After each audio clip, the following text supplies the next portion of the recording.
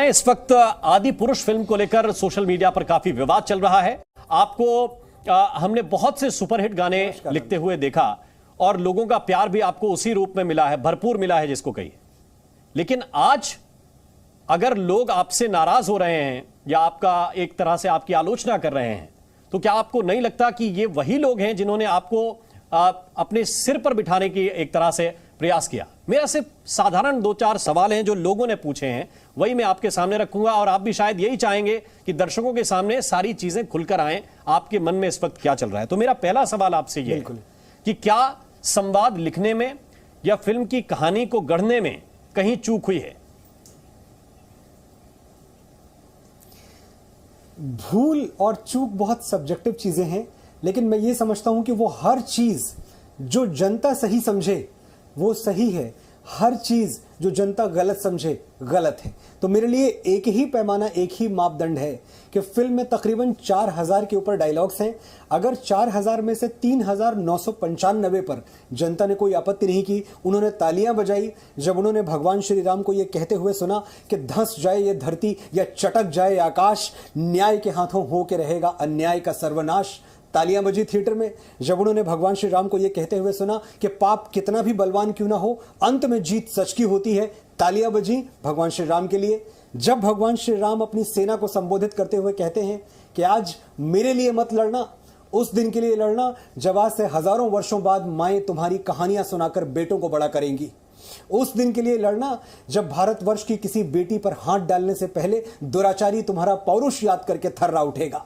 उस दिन के लिए लड़ना जब इतिहास में तुम्हारा नाम पढ़कर सम्मान से सर झुक जाएंगे। मर्यादा के लिए लड़ना। लड़ोगे जी तो आगे बढ़ो और गाड़ दो अहंकार की छाती में विजय का भगवा ध्वज। अगर ये सब सुन के लोग तालियां बजा रहे हैं, अगर इन सब पे लोगों को, इन सब डायलॉग्स पे प्रेम है इनसे, तो ये भी सही है। और अगर 5 डायलॉग्स पे लोगों को आपत्ति है तो वो भी सही है। उस 5 को भी मैं शेरोधार्य करता हूं।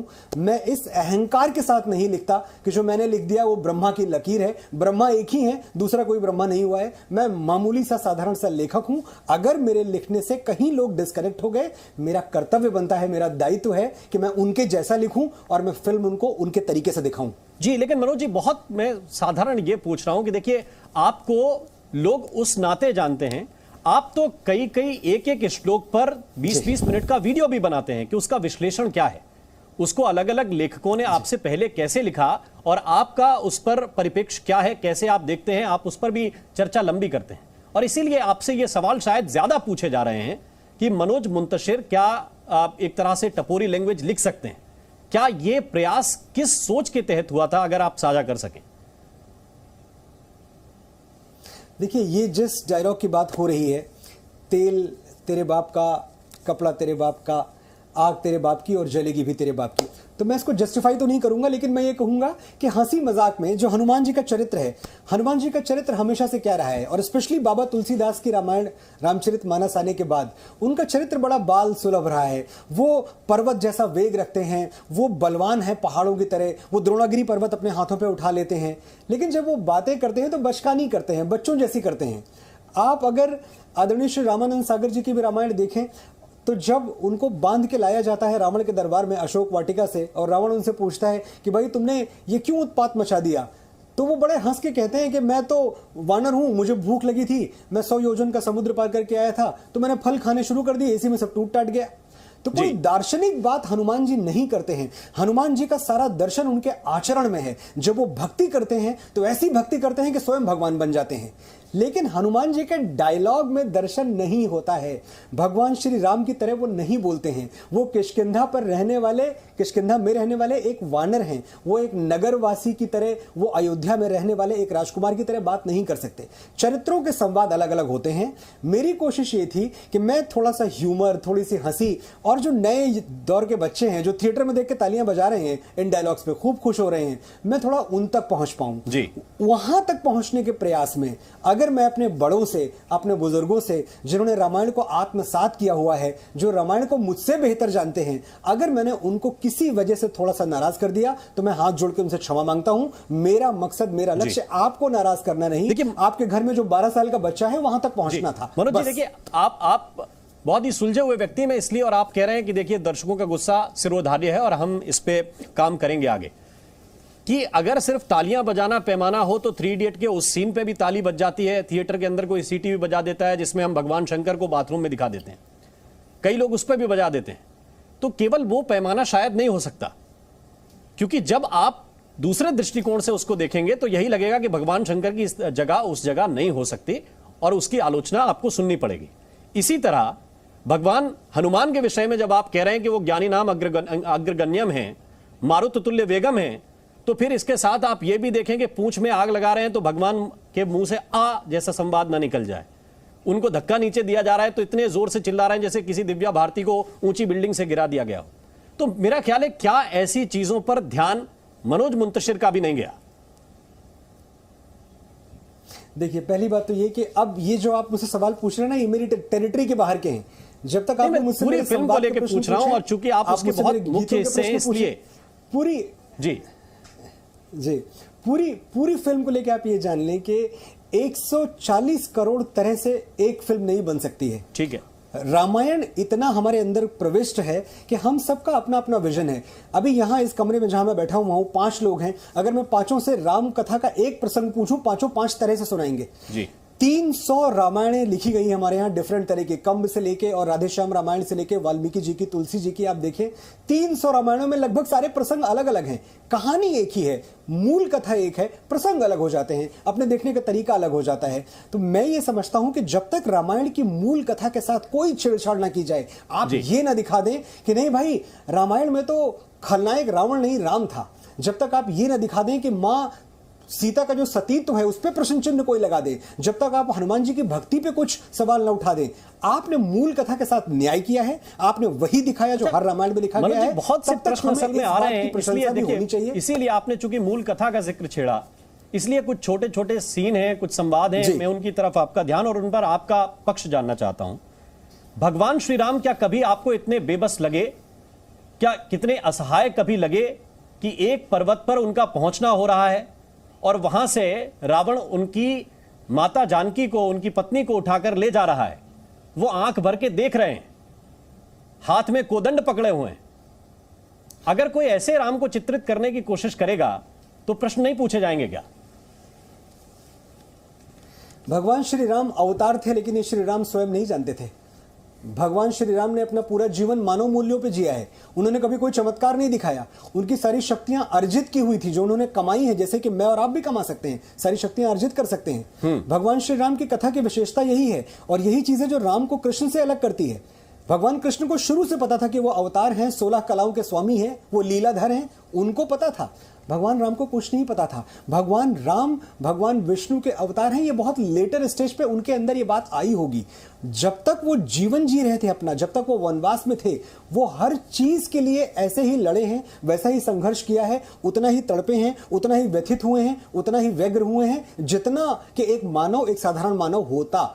इसीलिए वो फिल्म में भी कहते हैं, जब उनसे देखें आप, मर्यादा का तो हाल यहां तक है कि जब उनसे लक्ष्मण कहते हैं कि आप एक बार कह दें अगर भरत को तो पूरे अयोध्या की सेना आपके साथ लड़ेगी, तो वो कहते हैं 14 वर्षों तक तो मेरा भरत की सेना पर, अयोध्या के एक कण पर भी अधिकार नहीं है। तो जिन्होंने अपने राजत्व को, अपने युवराज होने को भी, अब उसका भी फायदा नहीं उठाया, तो वो अवतार समझे अपने आप को, वो कभी नहीं समझा उन्होंने अवतार। वो मनुष्य बन के जिए हैं और मनुष्य बन के ही आपने ये कहा मनोज जी कि आपने 300 रामायण हैं, अलग अलग जगह अलग अलग प्रसंग हैं, लेकिन कोई रामायण शायद ये नहीं कहती कि भगवान राम वहां मौजूद थे, उनके आंखों के सामने हरण हो गया।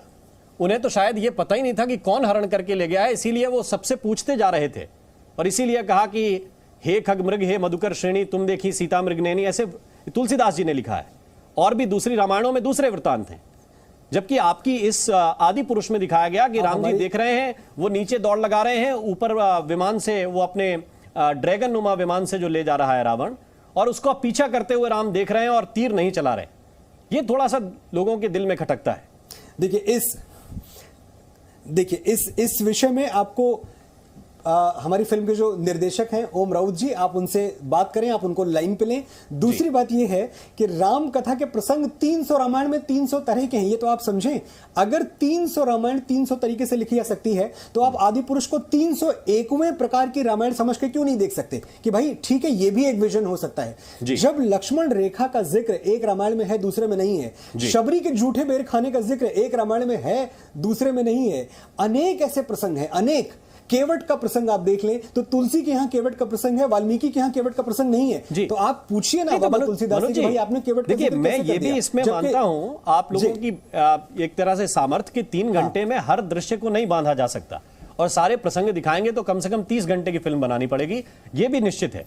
तो मैं ये कह रहा हूं कि कुछ सीन जैसे माता शबरी का सीन है, उसमें बहुत प्यारा दिखाया गया, लेकिन फिर वही बात कि भगवान राम शबरी जी के पास गए थे कि माता शबरी रात में उनके पास चल के आई थी। लोग ये तो पूछेंगे कि जो कहानी उनका जो माइंडसेट है, जो उन्होंने सोची हुई कहानी है, जो पढ़ी हुई कहानी है, तुलसीदास जी और वाल्मीकि जी, इन दोनों की रामायण और रामचरितमानस बहुत प्रसिद्ध है। जब उस धारणा को कोई लेखक या कोई कहानी तोड़ती है उनके सामने, तो मन में तो खटकेगा। और कौन सी पढ़ी हुई कहानी है? मैं तुलसी रामायण की आप बात कर रहे हैं या फिर आप वाल्मीकि रामायण की बात कर रहे हैं? कौन सी रामायण की बात कर रहे हैं? मैं तो दोनों की बात कर रहा हूं, आप दोनों में से बता दें या किसी तीसरे में ऐसा प्रसंग हो कि माता शबरी चल के आई। देखिए, फिल्म का जो स्क्रीन प्ले है वो ओम राउत जी ने लिखा है, जो एडॉप्टेड स्क्रीन प्ले है ओम राउत जी ने लिखा है, और उन्होंने इसके लिए वर्षों अध्ययन किया है, वर्षों। मेरा काम संवाद में था। अगर आप ये सवाल उनसे पूछेंगे तो उसका जवाब आपको वो बिल्कुल कोट के साथ देंगे कि 300 रामायण में से कौन से रामायण में कौन से पन्ने पे ये लिखा है।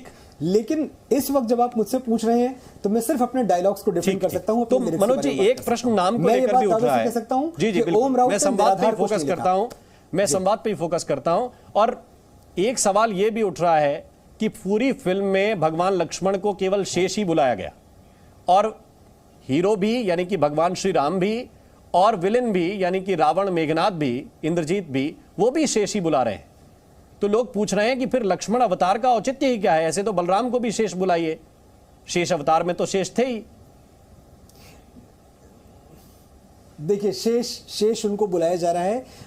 उसके जो, अगर आप मुझसे एक कारण पूछेंगे तो हमने राघव को भी राघव कहा, हमने राम को राघव के नाम से बुलाया है, हमने सीता को जानकी के नाम से बुलाया है, हमने लक्ष्मण को शेष नाम से बुलाया है। हमने बस वो नाम लिए जो हमारे लिए घन गरज के हिसाब से, संप्रेषणीयता के हिसाब से, आश के हिसाब से, सामयिक, हमने बार बार इस शब्द का इस्तेमाल किया है कि हमने रामायण को सामयिक चश्मे से देखने की कोशिश की है। तो अगर हमें ये अच्छा लगे, ये तो क्रिएटिव कॉल है, इसमें मुझे लगता नहीं कि किसी को ऐतराज होना चाहिए। कोई ये तो नहीं कह सकता कि शेषनाग का अवतार लक्ष्मण थे ही नहीं, तो वो तो थे ही ना। तो फिर तो आप मुझसे ये भी पूछे कि फिर राघव क्यों बुलाया, हम राम क्यों नहीं बुला रहे? क्योंकि हमें राघव ठीक लगा बुलाने के लिए। नहीं, केवल मैं तो सिर्फ इसलिए ये सवाल कर रहा था कि जैसे अभी कृष्ण कथा सुनाएं और कृष्ण को हम केवल विष्णु बुलाएं, तो ये तो कृष्ण के साथ अन्याय हो गया ना। मैं केवल इस नाते, और आपका तर्क भी अपनी जगह ठीक है कि आपकी क्रिएटिव फ्रीडम है, उसका हम सम्मान करते हैं। मैं मनोज जी, लेकिन इसके आगे जो जी, लेकिन ऐसा तो कोई थिएटर में, जी बोलिए जी, ऐसा कोई थिएटर में नहीं है जिसको ये समझ में नहीं आया कि ये शेष ही लक्ष्मण है। एक भी ऐसा कोई आपको व्यक्ति नहीं मिलेगा, आपको तुरंत पता चल जाता है कि यही लक्ष्मण है। जी। लेकिन मनोज मुंतशिर जी, दो छोटे छोटे संवाद जिनका बार बार लोग जिक्र कर रहे हैं कि बुआ का बगीचा है, कुछ ऐसे शब्द जैसे काल के लिए कालीन बिछा रहे हैं, जो सामान्य चीजें गले नहीं उतरती हैं लोगों का ये तर्क है जो सोशल मीडिया पे पूछे जा रहे हैं। क्या आपको लगता है कि वैसे संवादों से बचा जाना चाहिए था? 3 घंटे की फिल्म है, 3 घंटे के संवाद लिखे हैं, ये पूरा अगर आप जोड़ देंगे तो इसमें 3 मिनट का कंटेंट निकलेगा जो संवादों का है, 3 मिनट से भी कम का निकलेगा। अगर 3 घंटे में 3 मिनट पे लोगों को आपत्ति है तो मेरी गलती ये होती कि मैं उनकी आपत्ति को नकार दूं, ठुकरा दूं। मैं तो सर झुका रहा हूं उनके आगे, मुझे इस पे सही गलत कुछ कहना ही नहीं है। आपको नहीं अच्छा लगा, गलत है। आपको पसंद नहीं आया, बिल्कुल आपकी पसंद शिरोधारी है, जो आप चाहते हैं वही होगा। यही मेरा टेक है इस पे। ठीक, मैं क्या तर्क दूं? एक लेखक होने के नाते तो मैं बहुत सारे तर्क, राम जी एक बात में बात खत्म कर लूं। जी प्लीज। कि एक लेखक होने के नाते मेरे पास अनगिनत तर्क होंगे, हम बैठ के पूरा दिन यहां बात कर सकते हैं, लेकिन मैं तर्क के तराजू पे तौलूं भगवान श्री राम के चरित्र को कि लोगों की भावना के तराजू पे तोलूं, तो मैं भावना के तराजू पे तोलूंगा। आपसे ज्यादा भगवान राम से प्रेम कौन करता है? जो लोग ट्विटर पे या सोशल मीडिया पे मुझे ट्रोल कर रहे हैं या जो मेरे बारे में बुरा भला लिख रहे हैं, उनका भी सच यही है कि वो भगवान श्री राम के उपासक हैं। वो भगवान श्री राम से टूट के प्यार करते हैं। वो भगवान श्री राम की इमेज पे, उनकी छवि पे लेश मात्र भी खरोच बर्दाश्त नहीं कर सकते। आपने एक बात जो कही कि नई पीढ़ी से कनेक्ट करने के लिए, बच्चों से कनेक्ट करने के लिए, अगर हनुमान आकर कहें कि हम उनकी लंका लगा देंगे, तो इससे नई पीढ़ी आपको लगता है कि क्या बेहतर सीख जाएगी? या इससे बेहतर संवाद मनोज मुंतशिर नहीं लिख सकते? लंका लगा देंगे आज के नहीं, बिल्कुल लिख सकते थे, और बेहतर तो हर चीज का बेहतर है। मैंने जो भी आपको अपने अच्छे संवाद लिखा सुनाए अभी, हो सकता है जब मैं दोबारा लिखूं तो इससे भी अच्छे लिखूं, क्यों नहीं ऐसा हो सकता। लेकिन उसके साथ ही ये भी सही है कि लंका लगा देंगे, ये जो भाषा है ये एक कोलोकियल पेडेस्ट्रियन तरीका है बात कहने का, जो मैंने ऐसा सोचा क्रिएटिवली हमारे दिमाग में था कि शायद ये जो मुहावरा है ये जन्मा वहीं से होगा। वरना लंका लगा देंगे की जगह मॉरिशस लगा देंगे भी हो सकता है। ये भी हो सकता था कि हम आपका लंदन लगा देंगे, हम आपका अमेरिका लगा देंगे। तो हमें ऐसा लगा एक बाल सुलभ तौर पे सोचते हुए कि लंका लगा देंगे। हो सकता है इस मुहावरे का जन्म वहां से हुआ हो जब भगवान श्री राम ने एक बेटी, जो आर्यावर्त की जम्बूद्वीप की एक बेटी थी, उसकी रक्षा के लिए, उसकी सुरक्षा के लिए पूरी लंका फूंक दी। हो सकता है इसका जन्म वहां से हुआ हो मुहावरे का। तो ये हमारा एक क्रिएटिव फ्रीडम थी। हम ये डायलॉग भी बदल रहे हैं आपके लिए, आपको नहीं अच्छा लगा, हम बदल रहे हैं। ठीक, लेकिन मैं तो सिर्फ इसलिए ये सवाल आपसे इतने ज्यादा इसलिए हैं क्यों तेरी मिट्टी में मिल जावा वाला मनोज मुंतशिर हमें याद है और वो हमारे सामने बैठा हुआ है, या हम लंका लगा देने वाले मनोज मुंतशिर से संवाद कर रहे हैं। ये दोनों मनोज मुंतशिर आपस में संवाद इस वक्त कर रहे हैं कि नहीं कर रहे हैं? तेरी मिट्टी वाला मनोज मुंतशिर आपको आदि पुरुष के अनगिनत सीन्स में दिखेगा। तेरी मिट्टी वाला मनोज मुंतशिर आपको दिखेगा जब मैं बोल रहा हूं कि तेरे ही भरोसे हैं हम, तेरे ही सहारे, दुविधा की घड़ी में ये मन तुझको ही पुकारे, तेरे ही बल से है बल हमारा, तू ही करेगा मंगल हमारा, मंत्रों से बढ़ के तेरा नाम, जय श्री राम, जय श्री राम, जय श्री राम, राजा राम। आपको तेरी मिट्टी वाला मनोज मुंतशिर मिलेगा जब आप सुनेंगे कि जन्म जन्म की खोज बताएं, राम से चल के राम पे आए, प्रेम कोई हम और न जाने, राम से रूठे राम से माने, राम सिया की करुण कहानी, एक है चंदन एक है पानी। आपको तेरी मिट्टी वाला मनोज मुंतशिर मिलेगा जब शिवोहम आप सुनेंगे, जो बूंद बूंद पुण्य है, जो अंश अंश उज्ज्वला, वो गंगधार निर्झरा है झर रही गिरीश पर, जो अर्धरात्रि सृष्टि पर है स्वर्ण सा बिखेरता, चमक रहा है चंद्रमा वो व्योम जैसे शीश पर। ये सब इसी आदि पुरुष में है, जिस आदि पुरुष को 5 डायलॉग्स पे तोला जा रहा है। वो 5 डायलॉग मैं हटा रहा हूं, लेकिन आपसे हाथ जोड़ के निवेदन है कि बाकी जो कुछ है, बाकी जितना सनातन का रस है इस फिल्म में, उससे आप मुंह न मोड़ लें, उसको आप अपनाएं, उसको पिए, राम रतन धन लूटें और श्री राम का गुणगान करें, जय श्री राम बोले। मनोज मुंतशिर जी, लेकिन सवाल यह है, मैं फिर यह कहना चाहता हूं आपसे, आपने कहा कि राम नाम का, केवल राम नाम बोलिए तो भी राम रस आप पी रहे हैं। इतनी बड़ी फिल्म जब बनती है, बताया गया कि 600 करोड़, जब ट्रेलर आया तब आप लोगों ने कहा कि जब फिल्म आ जाने दीजिए हम तब आपसे संवाद करेंगे, अभी आप 2.5 मिनट की क्लिप पे मत जज कीजिए हमको। तो सवाल इसी बात को लेकर तो है, आप एक जगह यह दिखाने की कोशिश करते हैं कि भगवान राम खड़े हुए सीता का हरण देख रहे हैं, वही राम जब समुद्र के किनारे खड़े हुए हैं और प्रार्थना करने जा रहे हैं, उस वक्त वो आकाश तक बिजली वाला तीर भी चला सकते हैं। तो ये आप कहेंगे कि फिर ये ओम राउत का हिस्सा है, मेरा हिस्सा नहीं है। लेकिन उसी वक्त हनुमान की वापसी भी हो रही है, जबकि हकीकत यह है कि हनुमान तो वापस सूचना देने के लिए आए थे, फिर उनके कहने पर दक्षिण की ओर पूरी सेना गई और इसके बाद फिर नल नील के द्वारा पुल का निर्माण हुआ। तो मैं सिर्फ इतना कहना चाहता हूं कि क्या फिल्म में जरूरत से ज्यादा पात्रों के साथ भी खिलवाड़ करने की कोशिश की गई है? खिलवाड़ तो शब्द ही, देखिए एक चीज है कि अपनी तरह से बात कहने की कोशिश की गई है, जो कि हमारा अधिकार है, लेकिन खिलवाड़ इस शब्द से हम कोसों दूर हैं। हम सब श्रद्धालु हैं, हम सब उनमें से हैं जो स्टॉन्च हिंदू हैं, और वो चाहे ओम राउत हो, चाहे मैं हूं, चाहे भूषण कुमार हो, हम सब ने इस फिल्म को बनाने के लिए जो हमारी पहली प्रतिबद्धता थी वो हिंदुत्व के लिए थी, वो सनातन के लिए थी, वो श्री राम के लिए थी। खिलवाड़ शब्द बिल्कुल जाता नहीं है हमारे साथ। दूसरी बात, मैं फिर ये बता रहा हूं कि अगर भगवान श्री राम की कथा 300 तरीके से कही गई है, और मैंने अभी आपको एग्जांपल्स दिए कि केवट कहीं है कहीं नहीं है, शबरी के जूठे बेर खाने का प्रसंग कहीं है कहीं नहीं है, हम जो गिलहरी वाला प्रसंग सुनते हैं कि भगवान श्री राम ने गिलहरी के ऊपर हाथ रखा और गिलहरी अपने हिस्से की रेत समुद्र में डाल रही थी, यह प्रसंग तो कहीं नहीं है, ये सिर्फ जनश्रुतियों में आता है जी। रामायण का बड़ापन यही है, रामायण का खुलापन यही है, और इसीलिए हम कोई क्लोज्ड कल्चर नहीं है, हम उन किताबों पे चलने वाले मजहबों की तरह नहीं है कि जहां पे जो लिख दिया बस लिख दिया, इस पे सवाल नहीं कर सकते, इस पे कोई बात आगे नहीं बढ़ सकती, इसकी व्याख्या नहीं कर सकते, इसका विश्लेषण नहीं कर सकते।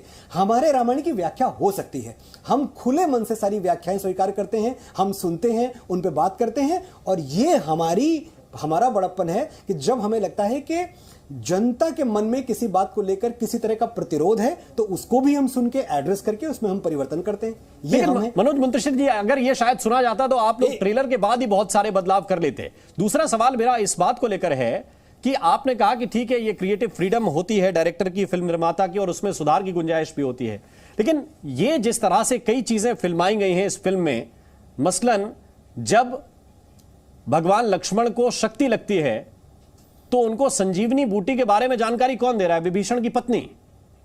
यह किस रामायण का संदर्भ है? देखिए, मैं फिर वही कह रहा हूं कि ये जो पात्र हैं और जो चरित्र हैं, इसके लिए आपको ओम राउत से बात करनी होगी, क्योंकि उसका संवाद भी तो आपने लिखा, और हम वो जो जानकारी दे रहे हैं कि संजीवनी बूटी ऐसी नहीं दिखती, ऐसी दिखती है। नहीं, तो सुनिए, पटकथा और संवाद में यही तो अंतर है कि संवाद पटकथा पे लिखे जाते हैं, बिना पटकथा के कोई संवाद नहीं लिखा जाता। दूसरी बात जो सबसे इंपॉर्टेंट है, हमारी कहानी जो है वो रामायण से प्रेरित है।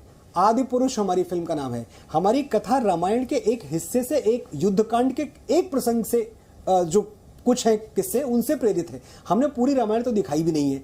तो जब हम आदि पुरुष कहते हैं which is heavily inspired by Ramayan, तो इसके साथ जो स्क्रीन प्ले एडॉप्टेशन आता है, वो स्क्रीन प्ले एडॉप्टेशन के लिए किसी भी तरह का सवाल मुझसे नहीं होना चाहिए, कथा के लिए किसी भी तरह का सवाल मुझसे नहीं होना चाहिए। और आज जो हमारे सामने सवाल है वो डायलॉग्स का है। आज आपको खुली बाहों से इस बात का स्वागत करना चाहिए कि फिल्म के निर्माता, फिल्म के लेखक सामने आके ये कह रहे हैं कि हाँ, फिल्म के संवाद बदल दिए गए जो आपको पसंद नहीं थे। वही तो मैं सिर्फ यही कह रहा हूं कि जिस मुद्दे से भटक रहे हैं, नहीं, मुद्दे से नहीं भटकने के लिए जी, मैं मुद्दे से बिल्कुल नहीं भटक रहा हूं। मैं केवल इतना कहना चाहता हूं कि जिस फिल्म में विभीषण की पत्नी एक टब में लिटाकर संजीवनी प्रवाहित करे, वो जो स्क्रीन प्ले है जिस तरह से दर्शाया गया, ये किसी ना किसी रामायण में तो पढ़ा होना चाहिए। आप कह रहे थे कि कथा से छेड़छाड़ नहीं होनी चाहिए, तो अगर ये ओम राउत ने किया कि मुंतशिर जी ने किया, उसका कोई जवाब तो होना चाहिए कि ये प्रसंग यहां आया तो हमने यहां से उठा के डाल दिया। ये राधे श्याम रामायण में कहा गया कि कम्मन ने कहा, किसने कहा? आपने जब फिल्म का क्रेडिट रोल पढ़ा होगा तो क्रेडिट रोल में फिल्म में dialogues and lyrics by Manoj Muntashir है, यही है ना? लेकिन मनोज मुंतशिर से कोई कहेगा कि जो किरदार आपसे उसका डायलॉग है ही नहीं, वो लिख दीजिए, तो आप लिख देंगे। सुनिए राम जी, मैं तो पूछ रहा हूं रामायण के लिए। राम जी, मैं सिर्फ ये कह रहा हूं कि इस बात पे इतने अच्छे उत्तर आपको ओम राउत देंगे कि आपके पास एक एक चीज का वृत्तांत और एक एक चीज के रेफरेंस टू कॉन्टेक्स्ट के साथ आपको जवाब देंगे वो। लेकिन इसके लिए आपको बात उनसे करनी पड़ेगी, जो भूमिका मेरी नहीं है। अगर आप मैं तो आपसे कह रहा हूं ना कि मैंने सिर्फ इतना सवाल किया आपसे मुंतशिर जी कि अगर विभीषण की पत्नी, जिनका नाम भी फिल्म में नहीं लिया गया कि उनका नाम क्या था, या शायद मैं ना सुन पाया हूं देखते वक्त, तो उनके लिए आपसे कहा गया कि आप संवाद लिख दीजिए। आपने पूछा तो होगा कि ये कौन सा कैरेक्टर है और ये क्यों ऐसे संवाद कर रही हैं, आपने लिख दिया या फिर नहीं? तो मेरा वो विश्वास, यही तो बात है, इट्स अ टीम वर्क। तो मेरा विश्वास तो फिल्म के कथानक पे है ना, कि अगर ओम राउत ने ये चरित्र निकाला है तो ओम राउत के पास इस चरित्र का रेफरेंस टू कॉन्टेक्स्ट होगा जी। अगर आप ऐसा समझते हैं कि आपके पास कोई न्यूज आती है कहीं आपके किसी ग्राउंड रिपोर्टर से कि भाई ये पढ़ दीजिए, तो क्या आप वो न्यूज पढ़ने के पहले आप ग्राउंड पे जाते हैं, चेक करते हैं कि ये सही है कि नहीं? आपको आपके ग्राउंड रिपोर्टर से आप उसमें ट्रस्ट करते हैं कि मेरे ग्राउंड रिपोर्टर ने मुझे दिया है और मुझे पढ़ के मुझसे कोई पूछे, वेरीफाई नहीं करते। नहीं, आपने बिल्कुल ठीक कह रहे हैं कि हमारे संवाददाता जो रिपोर्ट करते हैं हम उसको प्रेजेंट करते हैं, बिल्कुल सही बात है। लेकिन अगर कोई प्रश्न आए तो संवाददाता से प्रति प्रश्न हो सकता है और वो प्रश्न का उत्तर अपनी रिपोर्ट में या अपने डॉक्यूमेंट्स में, अपने बाइट में उसका जवाब देगा। अगर प्रतिप्रश्न कोई करे, जैसे मैं आपसे कर रहा हूं कि विभीषण की पत्नी का नाम क्या है जिनका संवाद आप लिख रहे हैं? जी, तो ये प्रतिप्रश्न जो हुआ है, ये प्रतिप्रश्न बाकायदा आपको ओम राउत से मिलना है, ओम राउत से बात करनी है, वो आपको बताएंगे, और ओम राउत के ही मुंह से ये जवाब आना चाहिए, मेरे मुंह से नहीं आना चाहिए। और इस पर किसी तरह का आपत्ति किसी को नहीं है। लोग ये जरूर कह रहे हैं मनोज जी कि भगवान राम के या भगवान हनुमान के आचरण को फॉलो करने के लिए ही लोग रामायण की कथाएं, रामायण से जुड़ी हुई फिल्मों को हाथ जोड़कर, या जैसे आपने भी कहा कि आप डायलॉग लिखते हुए शूज उतार देते थे, भगवान की प्रार्थना करते वक्त लोग भी उसी रूप में देखते हैं। और रामानंद सागर जी की तो आपने भी बचपन में देखी होगी, आप भी उसी रूप में देखते होंगे। तो आप वो स्वरूप ही जब संवादों के जरिए एक तरह से कुरूप कर देंगे, तो आपको लगता है कि लोगों की भावना आहत नहीं होगी? इतने संवाद मैंने आपको सुनाए। मां सीता कहती हैं कि राघव ने मुझे पाने के लिए धनुष तोड़ा था शिव का, अब उन्हें रावण का घमंड तोड़ना होगा। इससे कुरूप हो गया रामायण। जब मां सीता कहती है रावण की अशोक वाटिका में कि रावण तेरी लंका में अभी इतना सोना नहीं है कि जानकी का प्रेम खरीद सके, इससे कुरूप हो गया। जब वो कहते हैं कि आगे बढ़ो और गाड़ दो अहंकार की छाती में विजय का भगवा ध्वज, इससे रामायण कुरूप हो गई। जब वो कहते हैं कि धंस जाए ये धरती, ये चटक जाए आकाश, आज न्याय के हाथों होकर रहेगा अन्याय का सर्वनाश, इससे रामायण कुरूप हो गई। रामायण कहां से कुरूप हो गई? ये आप कौन सी कहानी सुनाना चाहते हैं जो कि हमारी फिल्म ही नहीं है? मनोज मुंतशिर मैं इस बात के लिए क्षमा चाहूंगा, लेकिन रामायण कुरूप हो गई। रामायण विद्रूप 5 डायलॉग्स के अलावा। अब सुनिए, आप मुझे आप किरदार की बात कर रहे हैं। देखिए, मैंने सिर्फ स्पेसिफिक हनुमान को लेकर सवाल पूछा बजाय। जी, आपने कहा, देखिए आप अगर 3 घंटे की फिल्म लिखेंगे तो भगवान के संवाद आपको इसी रूप में लिखने पड़ेंगे जैसे आपने लिखे हैं, इसी रूप में लिखने पड़ेंगे। आप इससे इतर नहीं जा सकते। वो जो आउट ऑफ द बॉक्स आप गए हैं, आउट ऑफ द बॉक्स गए सवाल उसको लेकर है। जी नहीं, जब तक आप सांचे में हैं रामायण के। आपने बोला कि आपने राम के नहीं, मैंने ये कहा कि आप अगर संवाद इस तरह के लिखेंगे तो रामायण के स्वरूप को कुरूप करने का काम कर रहे हैं। नहीं, रामायण के स्वरूप को कुरूप करने की शक्ति किसी की कलम में नहीं है। जी, मेरी तो कलम बहुत साधारण है। मैं बताऊं, हजारों लाखों लोग मिलकर कोशिश कर लेना कि रामायण का स्वरूप बिगाड़ दें, रामायण को कुरूप कर दें। इस देश के जनमानस में, इसकी अंतरात्मा में रामायण बसी हुई है। तो उसका प्रतिवाद तो आपको मिल रहा होगा सर सोशल मीडिया पर। मुझे अपने चाहने वाले लोग, मुझे आपके अपने फैंस, मेरे अपने चाहने वालों का राम जी पूरा सम्मान है मेरी नजरों में। इतना सम्मान है कि उन्होंने जो मुझे लिखा, बजाय उसके कि मैं उनको जवाब दूं, बजाय उसके कि मैं ये कहूं कि नहीं भाई आप सब तो मूर्ख हो, मैं ही सबसे बड़ा ज्ञानी हूं, मैं आगे आके बाकायदा उनके आगे सर झुका के मैंने 5 डायलॉग, 5 पे ही आपत्ति थी। मैंने आपका स्वागत है इसके लिए। मैं पूछ सकता हूं ना कि भाई काल के लिए कालीन बिछा रहे हैं, मैं पूछ सकता हूं ना कि काल के लिए कालीन बिछा रहे हैं भैया, इसमें क्या है जो असंसदीय है? काल असंसदीय है, कालीन असंसदीय है, क्या है? मैंने ये भी सवाल नहीं किया। मैंने कहा आपको नहीं पसंद, हम बदल रहे हैं। आप एक बात सुन लें, और मैं चाहता हूं अपने दर्शकों को भी बताएं कि इस देश में पहली बार ऐसा नहीं हुआ है कि कुछ संवादों से, कुछ किरदारों से, कुछ कहानियों से, कुछ गानों से लोगों को आपत्ति हुई है।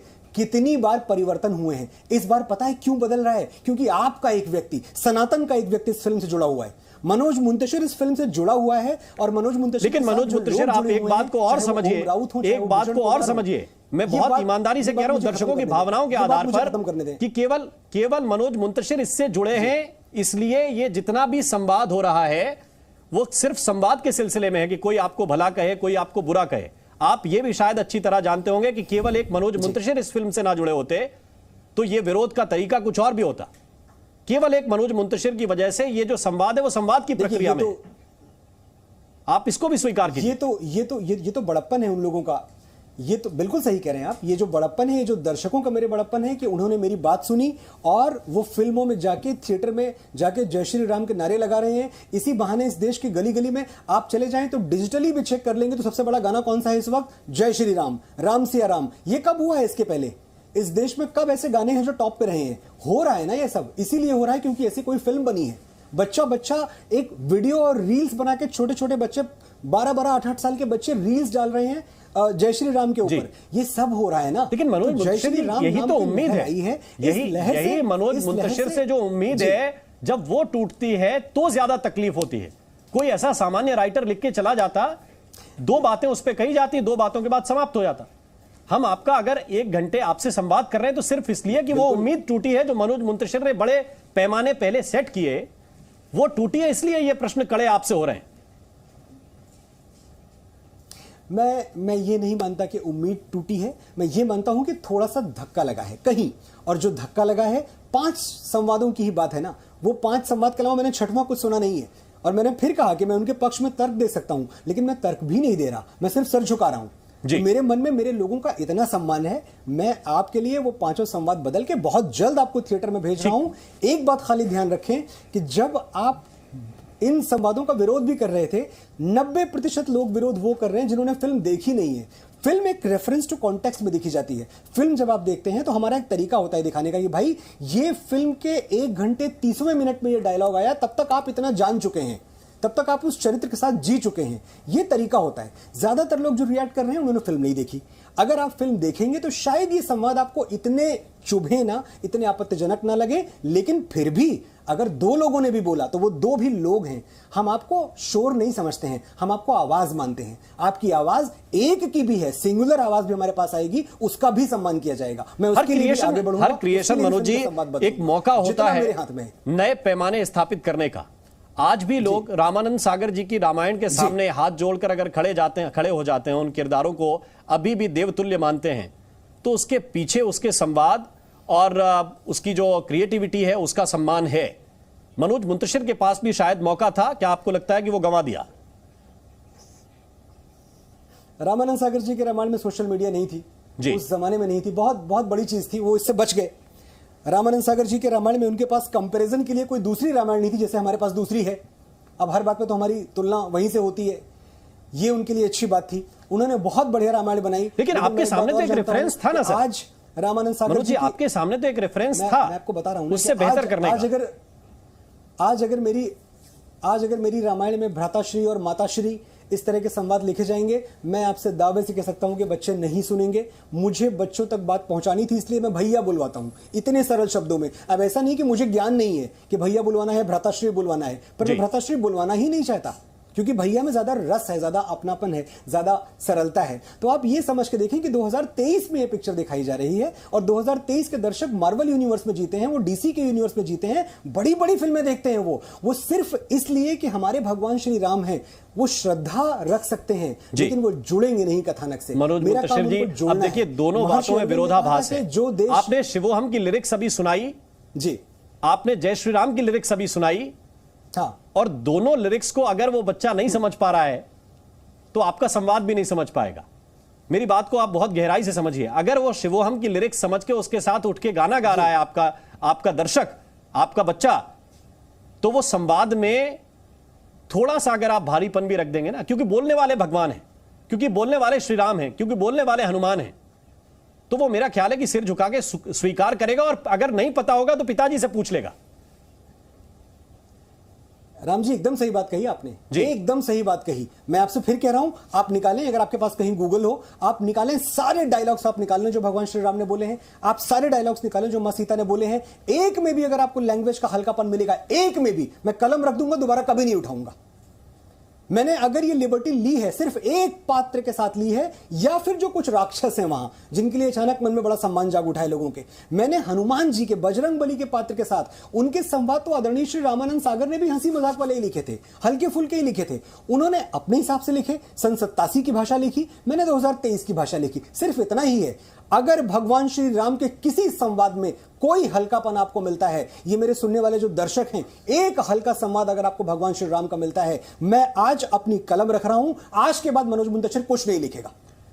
नहीं, लेकिन मनोज मुंतशिर साहब, आप भी इस बात को अच्छी तरह से जानते हैं कि मेरे ख्याल से राम जी हम बहुत बात कर चुके हैं। मुझे कम से कम 10 लोग और भी हैं, आप जानते हैं आज का दिन कैसा है, ठीक है, सब कुछ कह चुका हूं। बस एक अंतिम सवाल का जवाब दे दीजिए। बहुत बढ़िया, हम भी आपसे प्यार से राम राम करते हैं, एक अंतिम सवाल का जवाब दे दीजिए। मैं सिर्फ मनोज मुंतशिर आपसे यह कहना चाहता हूं कि फिर आप कहेंगे कि बहुत सारे हिस्से ओम राउत के हिस्से चले गए, कि संवाद सब कुछ नहीं है, संवाद सब कुछ नहीं है। आपने 5 संवादों का जिक्र किया, हो सकता है कि नई जनरेशन वो स्वीकार भी कर ले जाए, जैसा कि आपने कहा कि आपने उन्हें जोड़कर लिखे हैं, लेकिन फिर भी आपको क्या लगता है कि जब आप एडिट टेबल पे देखा होगा आपने फिल्म को, बहुत सारे सीक्वेंस इधर से उधर करना, मैंने वैद का जिक्र किया, मैंने लक्ष्मण और मेघनाथ के युद्ध का सीन भी देखा। आप मुझसे मेरी बात नहीं कर रहे हैं। नहीं, मैं आपसे बात कर रहा हूं, मैं आपसे बात कर रहा हूं। बात करें आप। लेकिन मैं सिर्फ ये कह रहा हूं कि जैसे सिर्फ उतनी बात करें, भगवान, अंतिम प्रश्न है, भगवान राम और रावण का युद्ध देखा, क्या आपको लगा कि डायरेक्टर ने, आपने, सबने मिलकर ऐसा नहीं दिखाया कि भगवान राम कई जगह पे बहुत बेबस हैं, बहुत सामान्य किरदार है, ईश्वर की तरह नहीं बिहेव करते? ईश्वर की तरह नहीं बिहेव करना चाहिए भगवान राम को। बहुत सही दिखाया अगर हमने ऐसा दिखाया। भगवान राम की सबसे जो बड़ी बात है और भगवान राम से जो इस देश का रिलेशन है वो पता है क्या है? कोई ये नहीं सोचता कि वो शिव जैसा बन जाएगा, क्योंकि वो हमारी कल्पना से भी परे हैं। वो इतने विराट, वो इतने विशाल हैं। हम भगवान राम को देखते हैं, हमें लगता है इनके जैसे हम बन सकते हैं। भगवान राम ने जनमानस से और आम जनता से अपने आप को कभी बहुत दूर नहीं रखा। वैसा रखा कि हाँ, मैं भी एक साधारण वनवासी हूं, मैं अगर वन में हूं तो मैं एक साधारण सा युवराज था। अपनी साधारणता को असाधारण कर दिखाया उन्होंने। उनको ईश्वर की तरह दिखाना, उनको लार्जर देन लाइफ दिखाना, मुझे लगता है कि ये कहीं से जो भगवान राम की सहजता थी, उस सहजता के साथ अन्याय होता। तो ये अन्याय हमें नहीं करना था। भगवान राम सरल थे, भगवान राम मानव रूप में जिए, सारी यंत्रणाएं उन्होंने भोगी। वो पहला जो आप सीन दिखा रहे हैं कि झील के अंदर बैठकर भगवान तपस्या कर रहे हैं, पहले सीन में जो भगवान एंट्री कर रहे हैं, तो फिर तो वो मानव जैसे रहे ही नहीं कि झील के अंदर बैठ के कौन इतनी देर तपस्या करता है? मानव जैसे है तल में बैठकर। बिल्कुल तपोबल है उनका, बिल्कुल तपोबल है उनका। मैं बड़े बड़े योगियों को जानता हूं जो तकरीबन 15-15 मिनट सांस रोक के रखते हैं। ऐसे कहानियां रोज देखते रहते हैं। वो झील के अंदर बैठ के तपस्या क्यों नहीं कर सकते? 7,500 वर्ष पहले क्या भगवान श्री राम में इतनी भी शक्ति नहीं थी? और वो पुरुषोत्तम थे ना, मर्यादा पुरुषोत्तम। जब हम उनको पुरुषोत्तम कहते हैं तो वो पुरुषों में उत्तम थे, साधारण से बहुत ऊपर थे, लेकिन थे पुरुष ही, देव नहीं थे, ईश्वर नहीं थे, थे पुरुष ही। ठीक, आखिरी सवाल ये कि क्या इन संवादों को लेकर आप खुले दिल से मनोज मुंतशिर माफी मांगते हैं? क्या खुले दिल से आप कहेंगे कि नहीं, मैं माफी मांगता हूं? अगर 5 माफी बिल्कुल नहीं मांगता मैं। और माफी मांगने की, माफी से भी बड़ा कुछ होता है। जब आप माफी मांगते हैं ना, जब आप क्षमा कहते हैं, क्षमा याचना करते हैं, तो क्षमा याचना करने के बाद आप अगली गलती की तैयारी शुरू कर देते हैं। ये माफी का रेफरेंस है, आप देखिएगा। मैं क्षमा मांगने की जगह मैं इसको एक्शन में डाल रहा हूं, मैं कर्म में डाल रहा हूं। क्षमा मांग के मैं बोल दूं चलिए सॉरी मुझसे गलती हो गई, ये सॉरी तुम दिन भर में 1000 बार बोलते हैं। उस सॉरी का मतलब क्या है? मतलब ये है कि मैं आगे बढ़ा, मैंने एक्शन में डाला, मैंने काम करके दिखाया। तो ये नए बदलाव जिनका आप जिक्र कर रहे हैं, जो आपको चाहिए, नए बदलाव कब तक आ जाएंगे? क्या जब तक थिएटर से फिल्म उतर जाएगी तब तक? जी नहीं, इसी हफ्ते लॉजिस्टिकली। और थिएटर से फिल्म बहुत दिन नहीं उतरेगी। ये भगवान श्री राम का नाम है, ये थिएटर से उतरने वाला नहीं है, ये गूंजता रहेगा। 2 दिन में जो हुआ है आप देख रहे हैं, 200 करोड़ का बिजनेस 2 दिन में हो चुका है। और बिजनेस की बात मैं इसलिए करता हूं क्योंकि ये 200 करोड़ का बिजनेस डायरेक्टली प्रोपोर्शनल है कि कितने लोगों ने हमारी फिल्म देखी। सवाल पैसे का, भगवान श्री राम का सर कैरेक्टर बहुत बड़ा है। मैं सिर्फ आपके संवादों का जिक्र कर रहा हूं, जिन संवादों को आप कह रहे हैं, तो ये बहुत जल्दी दिखेगा। हाँ, तो ये जो 5 संवाद हैं, ये जो 5 संवाद हैं, हम पूरी देखिए, इसमें बहुत सारे लॉजिस्टिक्स इन्वॉल्व हैं, पूरी पिक्चर की रीमास्टरिंग इन्वॉल्व है, बहुत सारा। आप समझ रहे हैं ना, बिल्कुल 10,000 स्क्रीन में लगभग फिल्म रिलीज हुई हमारी। तो 10,000 स्क्रीन तक पहुंचाना और ये फैसला करना, इसके लिए शाबाशी मिलनी चाहिए मेरे प्रोड्यूसर्स को, ओम राउत को और श्री भूषण कुमार को, जिन्होंने मेरे कहने पे ये हिम्मत दिखाई कि हाँ बात सही है। उनको भी बात महसूस हो रही है, जनता का सम्मान उनके लिए भी है, वो आगे बढ़ के आ रहे हैं और वो इसको बदल रहे हैं। बहुत बड़ा काम है ये, काम करने में समय जाएगा, सेंसर भी करवाना पड़ता है हमको। ऐसा नहीं कि हम बदल दिए और चला जाएगा, हमें दोबारा सेंसर में फिल्म जमा करनी पड़ेगी। आप समझ रहे हैं, फिर से सेंसर सर्टिफिकेट आएगा हमारे पास। ये सब करने में 2-3 दिन का समय जा सकता है, लेकिन इससे ज्यादा का समय नहीं जाएगा। ठीक, मनोज जी, लेकिन ये पहली बार है कि राइट विंग लेफ्ट विंग दोनों एक साथ होकर मनोज मुंतशिर के पीछे पड़े हुए हैं। ऐसा हुआ नहीं पहले कभी। नहीं।